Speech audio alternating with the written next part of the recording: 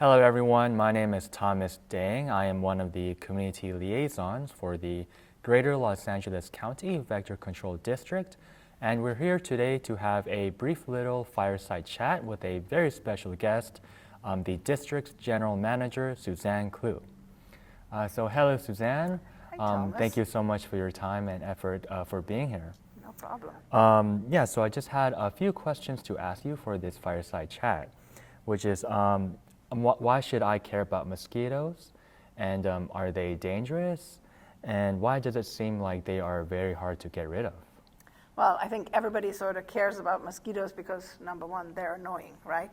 So they are annoying. We all get a lot of bites, especially now that we have some new mosquito species here in LA County.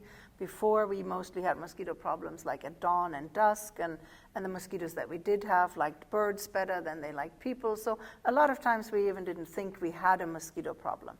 Nevertheless, mosquitoes do transmit diseases to people, and in LA County, even back when, our local house mosquitoes transmit West Nile virus.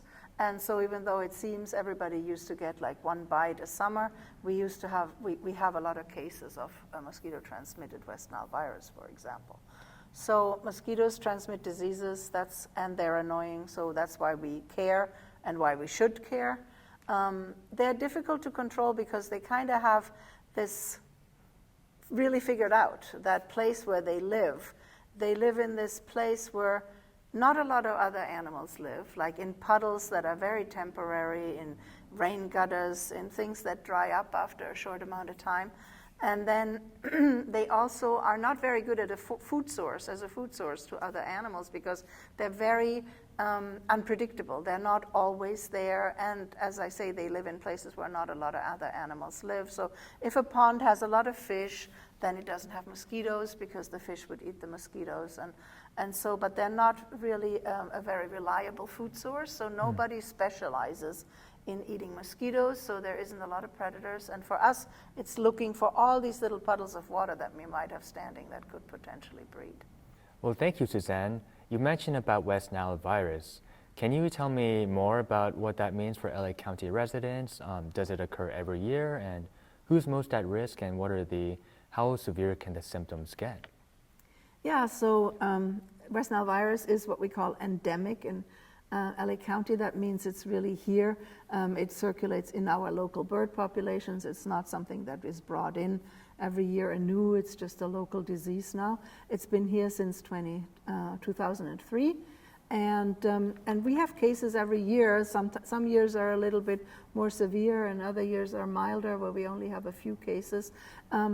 People that have a compromised immune system for one reason or another, whether it's the elderly or just people with immune deficiencies, are at higher risk. In the mild versions, it's kind of fever and headaches, but then it can actually turn into an encephalitis or paralysis, and unfortunately, some of our residents have passed away from it as well. So it's definitely not something to be taken lightly. Oh, wow. So that does seem like a very unfortunate and serious issue. Well, if that's the mosquito-transmitted disease in LA County, I've heard a lot, and I think a lot of residents in LA County have heard on the media a lot about this ankle biter mosquito. Can you explain what these mosquitoes are, and why do they seem like they bite us so aggressively? Yeah, so the press has kind of dubbed them the ankle biters because they like to fly in kind of low. They're a low biting mosquito, so when we're out, Californians, we all love our outdoors activities. When we're outside, spending our time in shorts, no socks, whatever, that's a perfect place for them to bite because they can sneak in and out and get a blood meal without you noticing. These are the mosquitoes I mentioned before that are now causing us that big nuisance problem. They're invasive species that came from elsewhere in the world but have now either adapted to this more moderate climate, or the climate has also probably come a little bit in their favor and now they're able to thrive here, and they're really causing our residents a big nuisance problem. They bring with them additionally another disease risk. They're very good at transmitting diseases to people. And what's different than, right, we talked about with West Nile virus, it's a bird and mosquito disease, but they are really transmitting diseases that go from primate to primate. And so as I lump us in to the primates, they can pick up a disease from one person that is viremic and pass it on to the next person without needing another animal in the middle for the cycle to be completed. So they can transmit potentially dengue fever, chikungunya, Zika was in the news a few years ago because it caused a lot of problems to unborn children when their moms were infected during pregnancy. So, so they're bringing a whole other set of risks to the county. Got it, got it. So these Aedes mosquitoes, they're invasive, and not only, again, with our native culex, they are also a public health threat and a nuisance, a big nuisance. So what can, I mean, if they're bothering us so much, then what can LA County residents do to prevent the mosquito breeding in their own home and in their local neighborhood?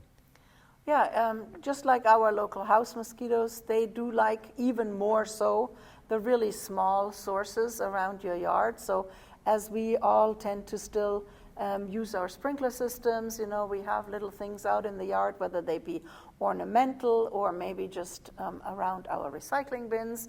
Things have fallen, and when the sprinkler system comes on, they get replenished with water every few days, and that's really enough. In a bottle cap, these mosquitoes could breed if they have that much water. So if residents want to make sure they are not suffering from these mosquitoes as much, they should go through their own yard, try to eliminate all the standing water that they can find. And then they potentially should, if they have good relationships with their neighbors, talk to their neighbors, because these mosquitoes don't fly very far, and it could be not in my backyard in a positive way. If a neighborhood got together and decided they did not want these mosquitoes around, they could go through everybody's backyard and find all the standing water and make sure it can't fill again once the sprinkler hits a few days later. So, and that could really help a neighborhood, because they only fly about 200 yards. So if you can get everybody who shares a fence with you to be in on this, your situation could be much better. Okay, very interesting. So it sounds like what you're saying is that the main message to prevent mosquito breeding and further spread is to remove standing water. Is that right? Yeah, no water, no mosquitoes. Got it, got it. Well, thank you so much, Susanne, for that helpful guidance. I do have a couple of more questions. So you mentioned that removing standing water in our own homes and neighborhood, but what if I want to protect myself from bites whenever I, if I like to really play soccer in public parks, or I like to go hiking, or even like anyone like to travel abroad? What can I do to prevent the adult mosquitoes from biting me? Yeah, so people should definitely protect themselves from mosquito bites when they go elsewhere where they are less in control of the environment. They can do as little as just wearing loose-fitting long sleeves and long pants. Just try to not have a lot of skin exposed. But also there is a number of repellents that people could use that they could apply while they're outdoors. Okay, got it. Are there any certain kinds of brands of repellent that I need to look out for? Or if brand doesn't matter, then what kind of ingredients should I look out for? What kind of approvals? Does that matter? Yeah, no, it definitely matters. You want to use something that is proven to be effective to repel mosquitoes. And I agree, brands don't matter, but there's active ingredients that you could use. So there is a host of different ingredients available. The most effective has always proven the ingredient DEET, D-E-E-T. So repellents that contain DEET are definitely very effective, but there's other alternatives. You can use things that contain lemon eucalyptus, or picaridin is one of the actives. IR 3535 is another one. You can go to the CDC website. They list all of those, as well as their EPA approval that shows that they're safe to use, and the amounts that you should apply and how often. Okay, thank you so much. So it seems like all that approval information is online. Regarding more about repellents, I will definitely look out for those 4 approved ingredients. But me and my friends, we've also heard about like other like repellent alternatives. Like, I mean, does lavender oil work, or garlic, or vitamin B? Yeah, well, I mean, garlic we know works for vampires, so mosquitoes sort of fall into that category, but I don't think there is any data that shows that either one of the things you mentioned, the garlic or the lavender oil, or people say dryer sheets, things like that actually work, you know.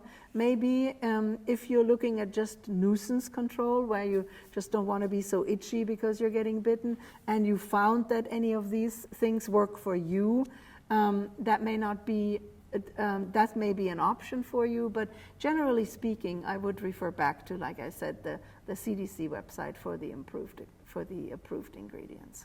Okay, got it. So now that we've had a broad overview of, you know, what public health threat that mosquitoes pose to LA County residents, the nuisance that they cause, and what residents can do to prevent the further spread of mosquitoes. Now that we've had that broad overview, are there any last words that you would like to add? Any specific, anything you want to add? Yeah, well, I would certainly like our residents to know that as their local vector control district, we're here to try and protect them from mosquito bites and mosquito-borne diseases. So when you have a mosquito problem, certainly give us a call.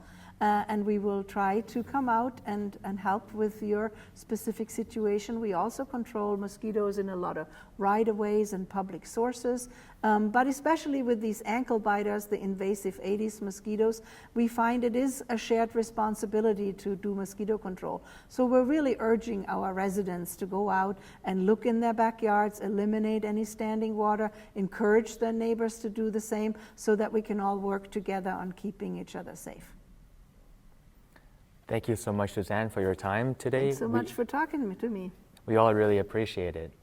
Thank you so much for attending our spring Fireside Chat. If you would like to have more information, please visit our website at GLAMosquito.org or follow us on various social media platforms at GLA Mosquito. Thank you so much.